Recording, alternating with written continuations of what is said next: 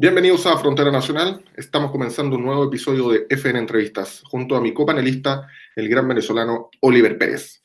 El programa que se lanza hoy lunes 8 de abril debió haber salido ayer domingo 7 de abril, ya que FN Entrevistas es los días domingos, a lo cual queremos pedir las disculpas correspondientes y decir que esto no volverá a ocurrir, ya que tuvimos muchas preguntas al respecto en el fanpage de Frontera Nacional. Pero no pudimos lanzarlo ayer por motivos de fuerza mayor.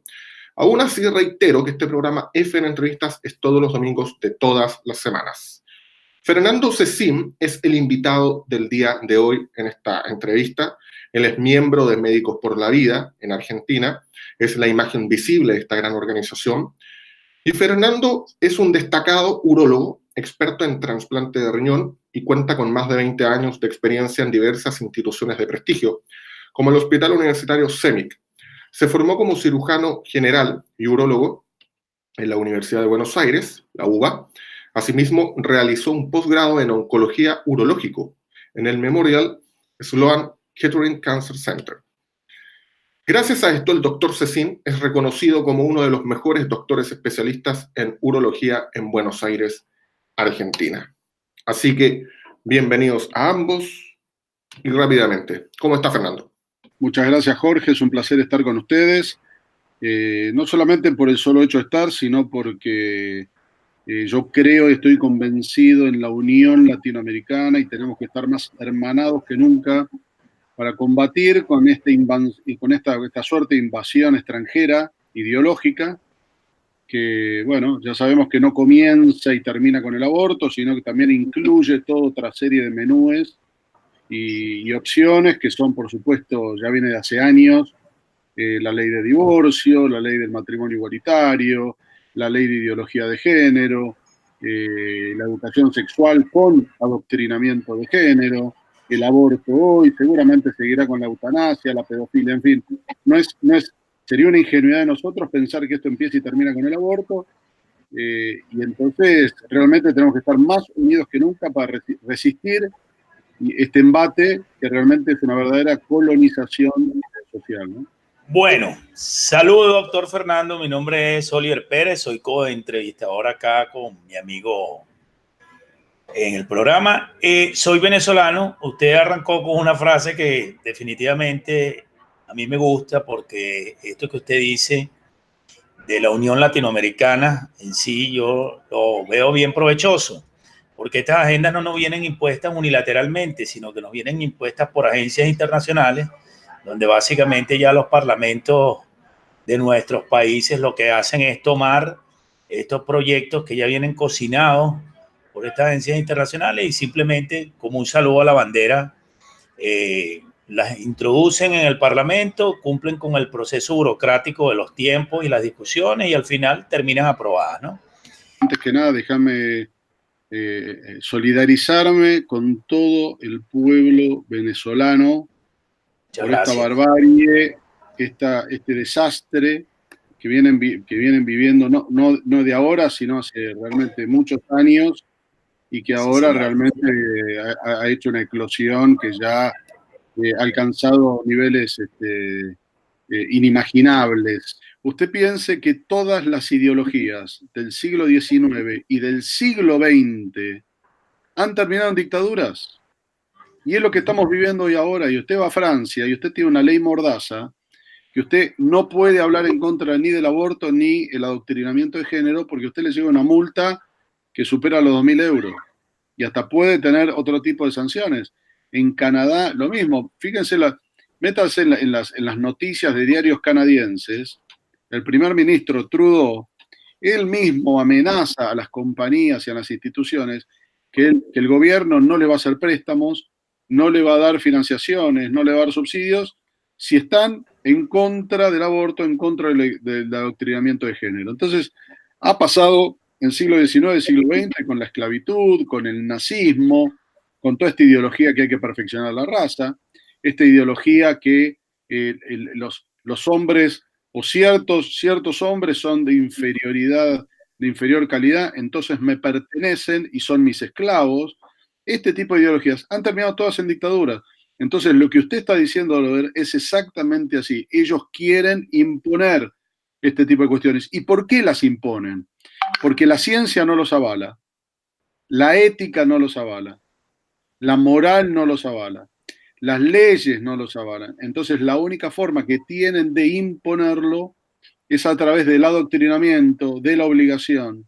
Y obligarlo a usted, por eso lo quieren meter en los niños en los colegios, especialmente en edad de jardín de infantes, primarias, etapas prepuberales donde el cerebro del ser humano es mucho más maleable y le pueden convencer de cualquier cosa. Usted agarra a un chico, le pone un traje de Batman y usted lo convence que este chico es Batman y el chico se cree Batman.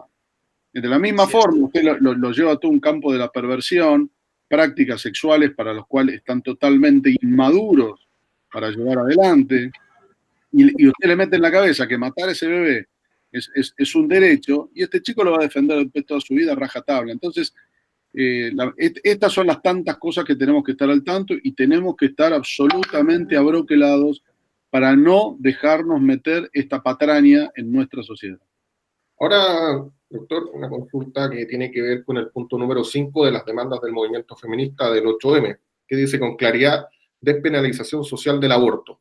Bla, bla, bla, bla, bla, bla, bla, bla, bla, reconocimiento de derechos sexuales y reproductivos como derechos humanos. Pero acá hay algo importante y me gustaría que usted en el trasfondo como médico me dijera por qué las feministas no se preocupan de una cosa que es mucho más importante para una mujer, como el cáncer de mama, que acá en Chile es la primera causa de muerte. Tengo entendido que en Argentina también. O, por ejemplo, que todo el gasto en abortos, en realidad el gasto público, el gasto en impuestos, de contribuyente en general, no da ni siquiera abasto, si bien Chile es un país estable económicamente, pero, entre comillas, pero no da abasto en términos, por ejemplo, de pacientes que han estado en lista de espera, por ejemplo. Que nosotros tuvimos 9.700 personas fallecidas solamente en el 2017. Y esto se incrementó un 54% en el 2018. Entonces, del total de la cifra del 2018 fueron 9.700 personas. Entonces, ¿qué ocurre? Que en Chile también, bajo la OCDE, hay más de 1 millón de pensionados con sueldos inferiores a 158.000 pesos. ¿Qué cree usted que tienen en la cabeza estas feministas radicales cuando privilegian el aborto, a tratarlo como un derecho humano, cuando tenemos casos de lista de espera de personas muertas, que son 9.000, 2018, y tenemos por el otro lado, primera causa de cáncer de mama, que también está matando a las mujeres acá en Chile, y tenemos por el otro lado personas de ya adultos mayores que no tienen cómo subsistir. Sí, le agradezco, Jorge, la pregunta. Mire, acá en la Argentina pasa algo muy, muy parecido. Digamos, mujeres en edad fértil, esto es entre 15 y 49 años, aproximadamente hay unas 10, 12, 14, depende de los años, entre 10 y 14.000 muertes por año. De esas, la enorme mayoría son por otras causas, es decir, el aborto representa la causa número 40 de muerte dentro de las primeras 50 causas en la Argentina. La primera causa es cáncer de mama, usted lo dijo muy bien, y son aproximadamente, si no me equivoco, tendría que revisar los números, pero por lo menos están en el orden de las 2 o 3.000 muertes en ese grupo etarios, y si usted toma todas las edades, esa cifra aumenta como a 8.000 casos de muertes, o todavía incluso más. Ahora, las muertes por aborto en la Argentina, el Ministerio de Salud salió a decir que en el año 2016 21 muertes fueron por aborto, 31 creo que fueron, 31 muertes por abortos realizados en forma clandestina o autoinducida. En el año 2017, sin ningún tipo de intervención, esa cifra de 31 bajó a 19. Entonces, usted compare 19 muertes contra miles de muertes por cáncer de mama. Ahora, todas las muertes nos importan, por supuesto, pero en salud pública los recursos son finitos y acotados.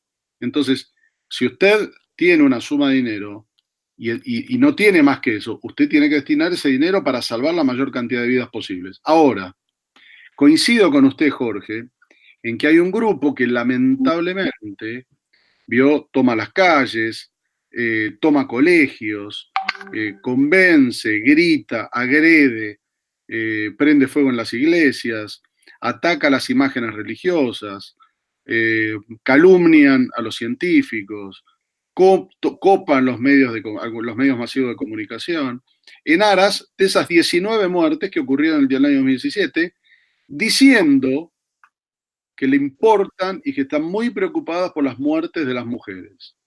Ahora, si tanto les importa la muerte de estas mujeres, ¿dónde están las marchas? ¿Dónde están las tomas de colegios? ¿Dónde están las manifestaciones pidiendo, por ejemplo, mamografías gratuitas para disminuir, por ejemplo, el cáncer de mama? ¿O dónde están las marchas para pedir Papá Nicolau gratuitos para disminuir las muertes por cáncer de cuello uterino? Y le voy a decir más. El cáncer de cuello uterino, que también cobra aproximadamente 600 vidas por año en mujeres en edad fértil y un poco más de 2.000 por año en todas las edades, es una enfermedad, es un cáncer prácticamente de transmisión sexual. Es decir, la vía de contagio, que es esto estrictamente vinculado al virus del papiloma humano, que solamente se contagia por vía sexual, es el mismo mecanismo por el cual las mujeres quedan embarazadas y eventualmente en forma indeseable o no deseando ese embarazo, ¿me entiende? En forma indeseada. Entonces, usted fíjese, un mismo mecanismo a través del cual una mujer adquiere un embarazo no deseado es el mismo mecanismo por el cual la gente muere por cáncer de cuello uterino, que es el contagio del virus del papiloma humano. ¿Se entiende lo que estoy diciendo? Sí. Entonces, por el virus del papiloma humano y por cáncer de cuello, mujeres entre 15 y 49 años, 600 por año. Y por embarazo no deseado, 19 muertes. Entonces, evidentemente, como ustedes venían diciendo, esto está ideologizado. Nos dicen que les importa la vida de estas mujeres, no les importa absolutamente nada. Lo único que quieren es la cultura de la muerte, lo único que quieren es matar esos bebés, lo único que quieren es destruir la familia, que es lo más valioso que tenemos en Latinoamérica.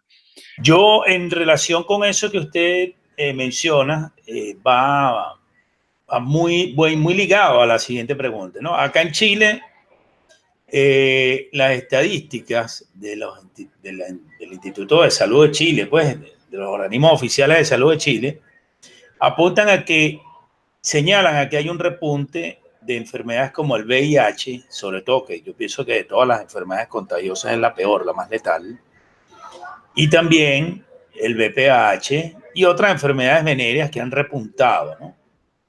Yo recuerdo, doctor, que en los años 80, particularmente a mediados de los 80, cuando empezó la campaña para la prevención del SIDA, era casi que un mantra que nosotros, los jóvenes de aquel entonces, tuviéramos condones en las carteras, en los bolsillos, siempre para salir, el condón y toda la propaganda y toda la publicidad, digamos, en función de prevenir una enfermedad venérea, particularmente el SIDA, que se había demostrado ser muy letal, obligaba al uso del condón. Ahora, con este tema del aborto, pareciera, no sé, tendríamos que ver si hay alguna relación, que efectivamente el preservativo, digamos, como un medio para prevenir una enfermedad venérea, ya pasó en segundo plano, porque la gente cree que, o los jóvenes pensarán, que el resultado de una relación sexual,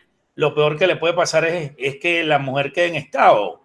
Y es lo contrario. Yo digo, lo peor que puede pasar es que contraigan una enfermedad, aunque la chica no quede en estado.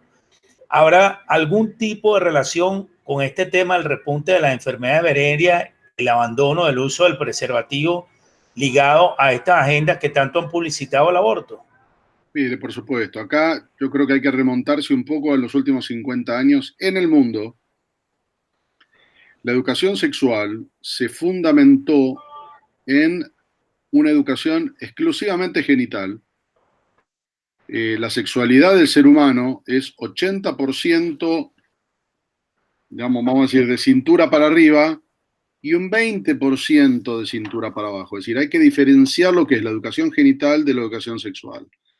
Entonces, la educación sexual se confundió históricamente con una educación genital. Y entonces, en vez de fundamentar la educación sexual en virtudes, en valores, en respeto al cuerpo propio, en respeto al cuerpo ajeno, en no meterse en pornografía, en no meterse en adicciones, en no meterse en alcoholismo, en respetar y conocer el daño que hacen todo este tipo de cuestiones, no meterse en la promiscuidad. Lamentablemente ha calado, digamos, ese vacío que se ha producido en la educación sexual, nuevamente, en todo este sentido, lo ha, vamos a decir, fundamentado exclusivamente en la parte genital. ¿Y qué ha pasado? Hoy sabemos que los anticonceptivos no son 100% eficaz. Sabemos que los condones, los profilácticos, tienen una eficacia que ronda aproximadamente el 70%, no solamente para control de natalidad, sino también para evitar la enfermedad de transmisión sexual. Es decir, que no son perfectos. ¿Hay que conocerlos? Sin duda que hay que conocerlos. ¿Hay que saber cómo funcionan? Por supuesto. Pero también hay que conocer las debilidades y las limitaciones de este tipo de productos. ¿Por qué? Porque usted piense que hace 50 años que estamos con esto a ver, tenemos más enfermedades de transmisión sexual, no en Chile y en Argentina, en el mundo. Apareció el SIDA y ya lleva más de 30, 34 millones de muertos en el mundo y hay miles de contagiados, millones de contagiados y que no todos tienen la capacidad de acceder a un tratamiento. Aparecieron, digamos, toda clase de enfermedades de transmisión sexual, como, por ejemplo, el virus del papiloma humano, asociado al cáncer de cuello uterino, al cáncer de pene, al cáncer de ano, al cáncer orofaringio, y todos estos son fundamentalmente de transmisión sexual. Ahora, usted me dice, bueno, ¿qué hay que hacer? ¿No hay que usar condones? De ninguna manera. Los condones tienen y deben ser usados, pero tienen que ser usados con responsabilidad, sabiendo lo que estamos usando y sabiendo las limitaciones. Pero por sobre todas las cosas, la actividad y la educación sexual, vuelvo a insistir, tiene que estar fundamentada en las virtudes y valores y el respeto a los demás. ¿Me explico? A ver, el tema de los condones, de los anticonceptivos y tal, número 1, no son 100% eficaz. Número 2, son un negocio millonario. Número 3, desde que aparecieron en el mercado tenemos más de todas estas enfermedades con millones de muertos en el mundo. Entonces entendamos que no son la panacea. Entendamos que lo que más ha llevado justamente es una falsa sensación de seguridad que ha llevado a más promiscuidad, disminución de la edad de comienzo de la actividad sexual. Y entonces, lógicamente, es un negocio bestial. Imagínese que usted comercializa o vende anovulatorios o profilácticos. Si usted los promociona y usted logra bajar la edad promedio de comienzo de iniciación sexual, usted no es que llena la bañadera de champagne por la cantidad de dinero que va a ganar, usted llena la piscina de champagne porque son millones y millones incalculables de dólares. ¿Me entiende? Entonces, lógicamente, hay todo un interés detrás creado para promover, a través del adoctrinamiento de género, justamente probar, hay que probar absolutamente todo, iniciación de la hipersexualización de los chicos, comienzo de la actividad sexual ultra precoz. Fíjese la enorme cantidad de videos que ya están apareciendo en las redes mostrando la promiscuidad en toda esta gente. Entonces, por supuesto, y todo esto también va ligado de un momento de la historia en la cual se está viviendo un relativismo, todo es relativo, pareciera que todo está bien, acá nadie tiene la verdad, ¿sí? Es decir, drogarse pareciera que está bien, qué sé yo, tener actividad sexual en forma promiscua parece que está bien, tener múltiples parejas parece que está bien, y si lo hace y le gusta, está en su total libertad y derecho. Entonces se pierde el respeto a las virtudes, los valores, el autogobierno, ¿me entiende? Entonces, estamos viviendo una época de relativismo, estamos viviendo una época de hedonismo extremo, es decir, la obtención del placer por el placer mismo, y esto es un combo explosivo cuando usted lo junta con la cultura del descarte que vivimos. Entonces, acá todo el mundo tiene la razón, número 1. Número 2, la mujer pasa a ser un objeto, el varón pasa a ser un objeto de placer, y que luego es descartado, ¿me entiende? Entonces, tenemos sociedades inmaduras, tenemos adultos inmaduros que nunca terminaron de vivir la adolescencia, y entonces viven toda una vida de promiscuidad, viven una vida de irresponsabilidad, es decir, que no quieren hacerse cargo de las cuestiones de los que están haciendo, no quieren hacerse cargo ni afectivo ni personal. Entonces, claro, lógicamente, el día que accidentalmente su pareja queda embarazada, con toda esta cultura del descarte que estamos viviendo, lo más fácil es descartarlo, lo más fácil es desecharlo, lo más fácil es matarlo. Y usted fíjese, pasa con las parejas. Hoy la gente se casa y dice, bueno, si hay algo que pasa mal, ya enseguida descartamos el vínculo, nos separamos. Así se descartan las novias, así se descartan los amigos, así se descarta todo. Y entonces estamos viviendo un momento muy, muy complicado. Por eso la clave es volver a las bases, volver a la educación, volver a nuestros hijos, blindar y proteger la familia, que lo que ha sido históricamente en Latinoamérica el fundamento de nuestra sociedad, de nuestras virtudes y nuestros valores. Si hay algo que realmente nos envidian de los países del primer mundo, justamente es lo que nosotros tenemos, la cultura de la familia, la cultura de la amistad, la cultura de los vínculos, el compartir, el fútbol, los amigos, los asados, en fin, el mate, es decir, toda una serie de cosas que están arraigadas en nuestra sociedad y que ellos carecen, ¿no? Una consulta que quizás tiene que ver mucho con la actualidad nacional, porque acá en Chile entró la Comisión de Salud de la Cámara, aprobó la idea de legislar el proyecto sobre la eutanasia. Y salió una noticia bastante interesante de un español que ayudó a morir a su esposa que sufría de esclerosis múltiple y fue detenido. Ahora, hay liberales, ¿ya?, que hablan de que esto es como una opción que respetan la libertad individual. Hay personas que dicen, oh, qué valientes ambos, como que todo esto está maquillado de un emocionalismo como si fuera bueno, quitarle la vida a otra persona, pero también tenemos que tomar en cuenta que la persona está sufriendo. Ahora, en términos correctos, la persona debería morir por una causa natural debido a su enfermedad, yo creo. Pero usted como médico, ¿qué opina respecto a esta situación? Porque es lo que nosotros estamos viviendo actualmente en Chile. Sí, cómo no. La eutanasia es un gran capítulo que está muy de la mano con, por supuesto, el aborto. Es decir, nadie, Jorge, se puede arrogar el derecho de decidir quién debe vivir y quién debe morir. Esto creo que es una regla básica y fundamental. Ahora, nosotros los médicos juramos respetar la vida desde la concepción hasta la muerte natural. Y aún bajo amenazas no admitir utilizar nuestros conocimientos en contra de las leyes de la humanidad. Ahora, si uno se arroga el derecho de decir quién debe vivir y quién debe morir, ya está transgrediendo las leyes de la humanidad y ya está no respetando justamente la vida de la concepción hasta la muerte natural. Entonces, creo que nosotros los médicos, en situaciones terminales, en pacientes que tienen tumores, cánceres terminales, nosotros tenemos que ayudar a bien morir, aliviar el sufrimiento, acompañar, dar los tratamientos que sean necesarios. Ahora, jamás terminar con la vida de nadie, porque además, paradójicamente, cada tanto los médicos vemos esto que ya la gente llama milagros, y gente que por ahí está en una situación casi terminal y que por ahí empieza a recuperarse, se recupera y se salvó. Entonces, ¿qué hubiese pasado si nosotros lo hubiésemos matado? Entonces, yo creo que hay que tener mucho cuidado cuando uno empieza a transgredir las leyes, uno ya empieza a jugar contra las leyes de la naturaleza, porque después esto además se nos vuelve en contra. Es decir, las mismas gentes que por ahí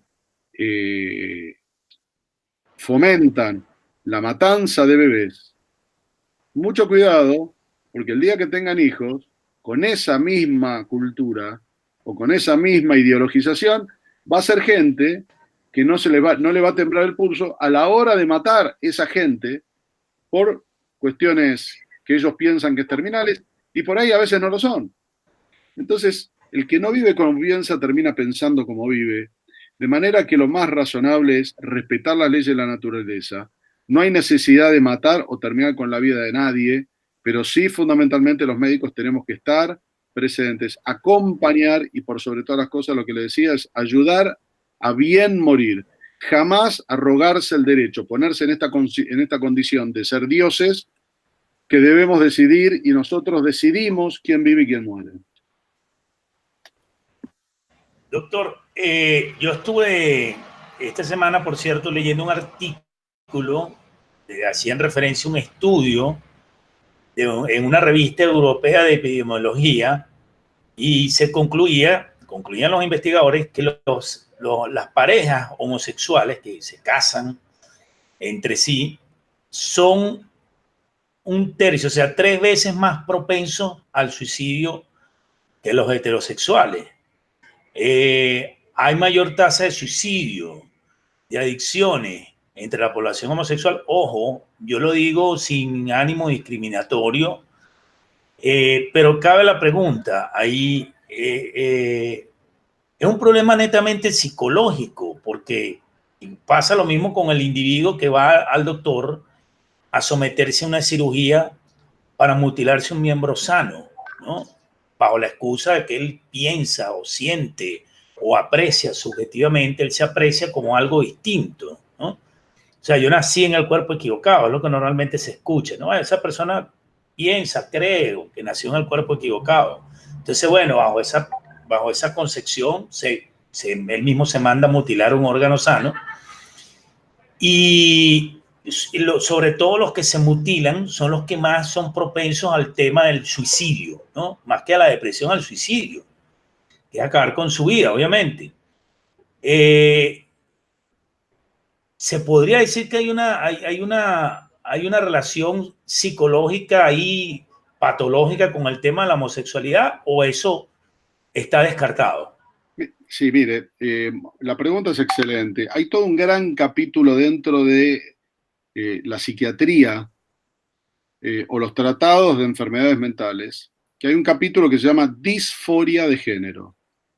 La disforia de género tiene que ver con esa inclinación u orientación sexual que en la etapa de la pubertad el ser humano desarrolla, y por ahí puede ocurrir que tiene atracción por el mismo sexo, puede ser que tiene una disforia vinculada al transvestismo o a la transexualidad, etc.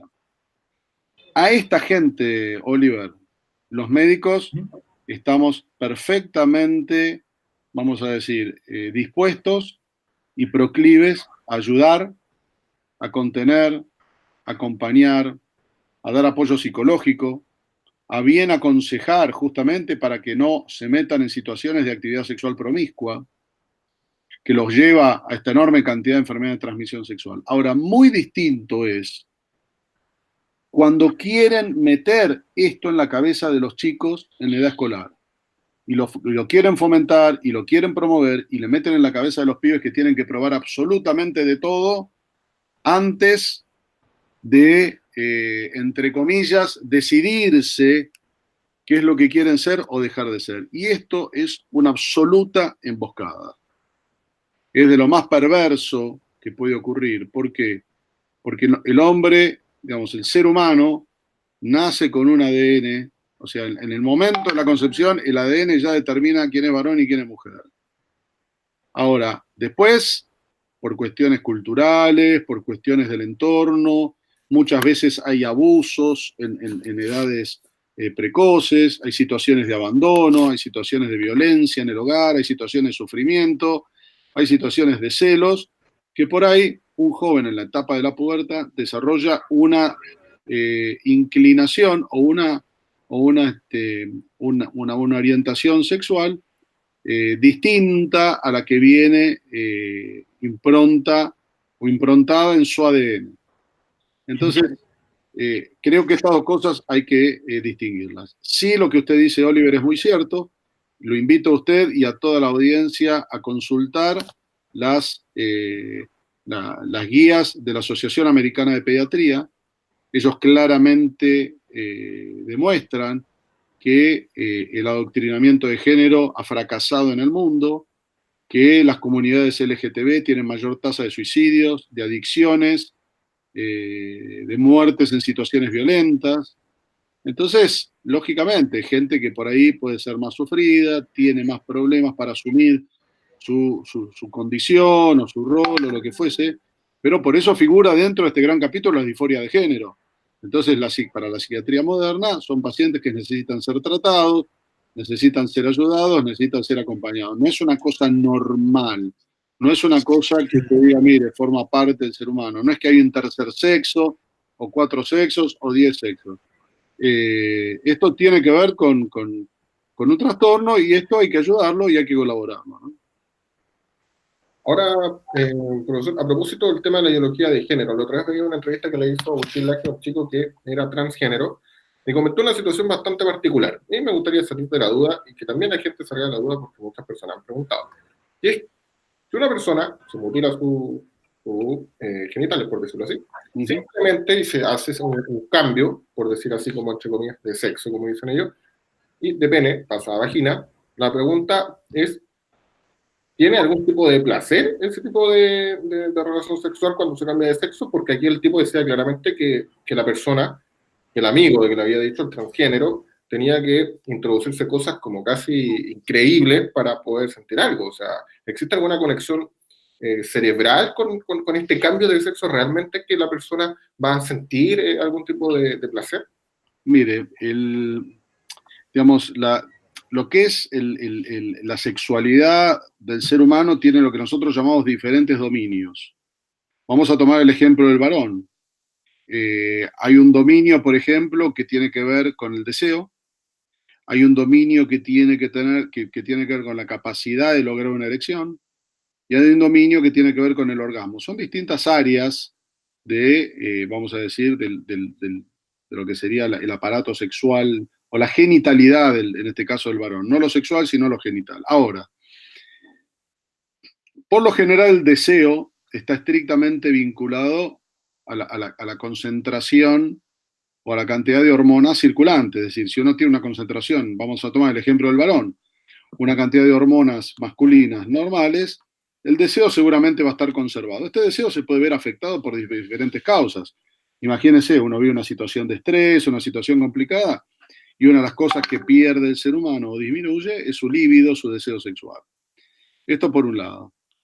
La erección, la capacidad de lograr, mantener y sostener una erección, es una cuestión habitualmente de índole neurológica. Es decir, si el ser humano no tiene los nervios en condiciones, es decir, todo el sistema de conexión neuronal en condiciones que funciona correctamente, y habitualmente los nervios se originan en la médula espinal, uno no va a lograr la erección. Por más deseo que uno tenga, si los nervios no están funcionando, uno no logra la erección, que es el segundo dominio. Y el tercer dominio, que tiene que ver con el orgasmo, que es el placer o el displacer que puede sentir el ser humano, ya es un tema que ocurre, nosotros decimos, de cuello para arriba. Esto está localizado ya en lo que llamamos las áreas subcorticales del cerebro, el área límbica, lo que se llama el tálamo o el hipotálamo, en fin, distintas áreas que no está claramente localizado, se piensa que es lo que se llama la corteza límbica, y entonces eso no tiene nada que ver con el bien funcionamiento de sus nervios y tampoco tiene demasiado que ver con la concentración por ahí de hormonas que uno puede tener circulantes. Es decir, uno puede tener una erección y nunca lograr un orgasmo, o por el contrario, el ser humano puede lograr un orgasmo en flacidez, el varón en este caso. Entonces, los puntos de erotización de cierta gente son muy difíciles de entender, es de una complejidad enorme. Entonces, lógicamente, usted me pregunta, ¿cómo hay gente que le puede encontrar placer, no sé, al coito anal o este tipo de prácticas? Y la verdad, no, digamos, tiene que ver con la estructura psíquica de cada individuo, ¿no? Tiene que ver con su fantasía, su imaginación, por ahí sus vivencias personales de chico, etc. Es toda una maraña, es una complejidad realmente importante. Entonces, vuelvo a insistir, es gente que necesita ayuda, que necesita apoyo, que necesita contención, por lo general son gente muy sufrida, y bueno, la medicina tiene que estar presente para tratar de darle la mayor cantidad de ayuda y contención posible. Bueno, yo tengo una pregunta y es la última. Tenemos un problema, doctor, en Latinoamérica. Lo tenemos en toda Latinoamérica porque yo desde muchacho veo a los gremios de profesores que salen y protestan, y salen los médicos después y protestan por temas de salario. Y por otra parte, tenemos al mismo gobierno arengando, hay como una creencia en la población de que la educación tiene que ser gratis, la salud tiene que ser gratis. Y a mí me parece, a mí en lo personal, que eso tiende a desvalorizar el trabajo tanto del doctor como del educador. Sí. Vemos las consecuencias hoy en día con esta ideología de género y con el tema del aborto, como el Estado ya tiene prácticamente un control, un dominio cada vez mayor sobre áreas que deberían de estar bajo dominio de la sociedad. Entiendo que los gremios cumplen una función, un rol muy importante como muro de contención entre el ciudadano y el gobierno, porque los gremios verdaderamente cumplen un rol muy importante. Yo los felicito porque ustedes lo están haciendo muy bien en Argentina. Sin embargo, vemos que hay como digamos, como toda una estructura, ¿no? En la educación se adoctrina a la juventud, porque el sistema educativo está en manos del Estado. La izquierda tiene operadores políticos en todos los estamentos, en todos los gremios. Entonces, ¿cómo detenemos esto? ¿Cómo paramos esto? Yo apostaría que lo primero sería arrancarle al Estado el tema de la salud y la educación, y que sea totalmente privado, y que si algún paciente necesita algún tipo de asistencia porque no cuenta con los recursos, bueno, vamos a financiar el paciente. Pero yo partiría de esa visión, ¿no? Bueno, de revalorizar el trabajo del doctor, de los doctores, de los gremios, en este caso de los doctores, del gremio médico y de los educadores, y de paso, de un solo sopetón, quitarle esa potestad al Estado, porque estamos viendo que ahora el Estado puede hacer lista negra de los doctores que se nieguen, de los doctores que firmen. Igual pasa con los profesores, es decir, prácticamente la carrera de los empleados públicos en el área de la salud y de la educación dependen de que se plieguen plenamente a esta agenda. Y lo peor que estamos viendo en Latinoamérica, por lo menos en el caso de Argentina, y ustedes deben saberlo, es que ya no importa que la izquierda esté en el gobierno o no. Estas agendas siguen funcionando al margen de que ellos sean gobierno o sean oposición, ¿no?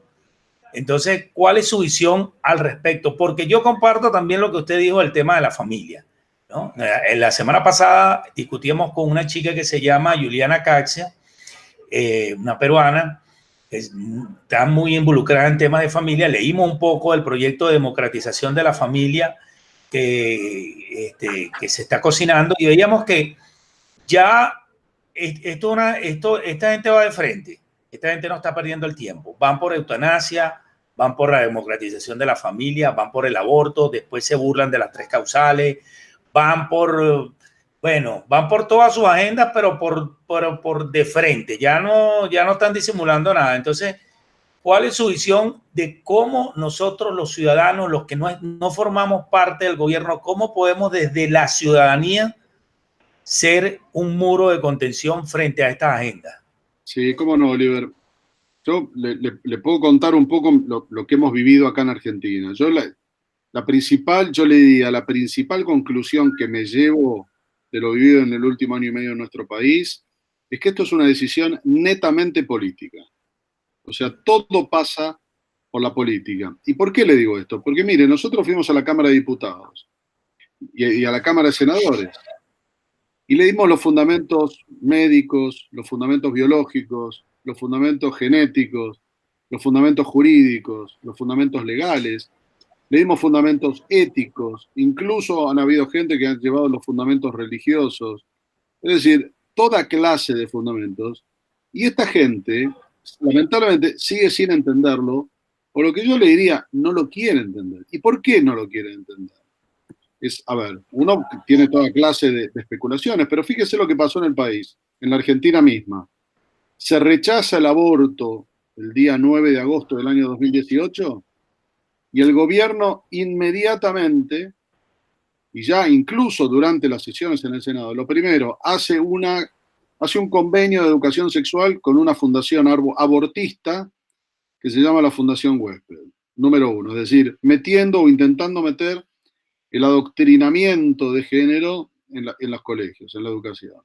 Número 2, quiere mandar una reforma en el código, en la ley de educación sexual, metiendo el adoctrinamiento de género, separando o impidiendo que los padres tuviésemos la posibilidad de acceder a ver qué era lo que nuestros hijos estaban recibiendo en los colegios. Número 3, el gobierno manda a fabricar misoprostol, la droga, la principal medicación utilizada para hacer abortos. Se empezó a fabricar, hace un convenio con un laboratorio local y lo empieza a fabricar ahora para distribuirlo a diestra y siniestra. Número 4, manda a hacer una modificación en el Código Penal argentino. ¿Justamente para qué? Para lograr, que era lo que charlamos hoy antes de arrancar el programa, que no es ni más ni menos que una legalización encubierta del aborto en la Argentina. Es decir, es prácticamente un aborto prácticamente libre, no ponen tiempos, ni se habla de la objeción de conciencia, quitan las penas, incluso bajan la penalidad por filicidio, que es la muerte de un hijo, como si la vida de un hijo valiera menos que la vida de un adulto, abren las puertas a la eutanasia, hablan de delitos de lesa humanidad cuando hay lo que ellos llaman persecución por ideología de género, con lo cual usted va a estar prohibido de publicar cualquier cosa en contra de la ideología de género porque lo van a acusar de un delito de lesa humanidad. En fin, se esconden toda una serie de cuestiones que no es ni más ni menos, Oliver, que una decisión netamente política. Ahora, la pregunta que todos nos hacemos es ¿por qué? ¿Por qué quieren destruir la familia? ¿Por qué lo quieren meter en Latinoamérica? ¿Por qué lo quieren meter en la Argentina? Y hay toda clase de respuestas. Número 1, y por sobre todas las cosas, una cuestión netamente económica. Fíjense que en la Argentina acaba de recibir un dinero de $200 millones solamente del Banco Interamericano de Desarrollo, solamente para promocionar la agenda de género. $200 millones. Es una locura en un país que pasamos hambre, en un país donde el 30% de la gente no tiene red cloacal ni acceso al agua potable, donde tenemos desnutrición infantil, tenemos abusos, tenemos violaciones, y tiran la plata en esto. Una absoluta locura. Número 2, fíjense lo que ha pasado en los Estados Unidos. La YPF se ha revelado que esta gente comercializaba restos de bebés y los vendía en su parte. Entonces, ¿qué pasa? El gobierno le quitó un subsidio millonario y, lógicamente, esta YPF ha visto en Latinoamérica un mercado tremendamente fértil para que no disminuyan sus arcas de los Estados Unidos.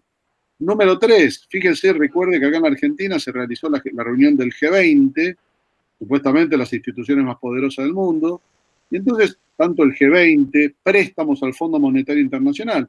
La gente le dice, mire, si usted se quiere sacar la foto con todos los mandatarios del G20, y acá usted se tiene que poner zapatos verdes, usted se tiene que poner los zapatos del aborto, porque si no, acá usted en la foto no aparece. Entonces, lógicamente, podemos tener algún gobernador carente de principios que prioriza su participación en la foto que defender los intereses genuinos que tenemos los argentinos.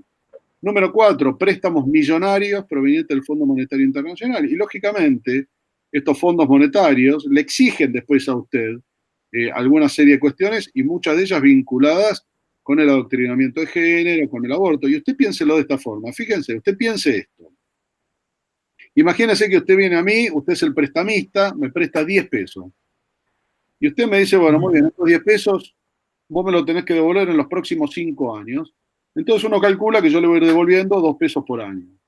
Ahora, el primer año yo vengo, le devuelvo 2 pesos. El segundo año lo llamo y le digo, mire, ¿sabe qué? En vez de 2, le voy a devolver 1 porque tuve un hijo. Al tercer año, que yo le tendría que devolver los 3, es decir, 2 de ese año más 1 del año anterior, le digo, mire, ¿sabe qué? En vez de 3, le voy a devolver 1,5 porque tuve otro hijo. Y así sucesivamente. Entonces usted un día, como prestamista, me agarra, supuestamente que a usted lo único que le interesa es el dinero, y dice, flaco, ¿sabe qué? No tengas más hijos. Y si los tenés, matalos, porque yo lo que quiero es que a vos me devuelva mi dinero. ¿Entendés? Entonces hay toda una cuestión que tiene que ver con esto. Número 5, Lo remonto al informe Kissinger de los años 70 de los Estados Unidos, donde ellos manifestaban su enorme preocupación en el aumento poblacional latinoamericano, que le pudiese consumir las reservas y los productos que tenemos en Latinoamérica y que no pudiese ser consumido por ellos. ¿Sí? Entonces, también estamos dentro de un plan de redistribución demográfica o de acomodamiento demográfico de parte de algunos de estos países del primer mundo que solo les interesa que los recursos naturales no sean consumidos por otras personas que no sean por ellos. Entonces, hay muchas aristas. Y por supuesto, la reconversión de la ideología, el marxismo-leninismo, que usted bien sabe, ha cambiado los fusiles, ha cambiado las guerras de guerrilla, ha cambiado el alzamiento de los campesinos por sobre los patrones hacia una guerra de lápices, una guerra cultural, hacia una guerra de copado de los medios de comunicación y que vienen trabajando en esto hace 20, 30 años. Entonces, lógicamente, no extraña que después de 20, 30, 40 años, donde la gente que por ahí tendría que habernos defendido ha venido mirando para otro lado, entonces hoy los tenemos instalados y por eso lo que usted dice, que está copado los medios de comunicación, que están metidos en algunas escuelas y tal. Entonces, nosotros, le decía hace un rato, hemos intentado absolutamente todo, les hemos llevado todo. Cuando eso ocurre, no nos queda otra, Oliver y Jorge, que salir a la calle, copar las calles. Usted piense por un instante que si en Argentina, bueno, ahora tuvimos una manifestación a nivel país de 2,5 millones de personas. Pero miren, en Argentina somos 43 millones de habitantes. Usted piense que si en Argentina, en vez de 2,5 millones de personas en la calle, hubiese habido 10 o 20 millones de personas, ¿qué político se atrevería a ir a favor del aborto sabiendo que los políticos, por lo menos la mayoría, afortunadamente no todos, lo único que les importa, Jorge y Oliver, es la autoperpetuación en su situación de poder? El único lenguaje que entienden es el lenguaje del dinero y el segundo lenguaje que entienden es el lenguaje de los votos.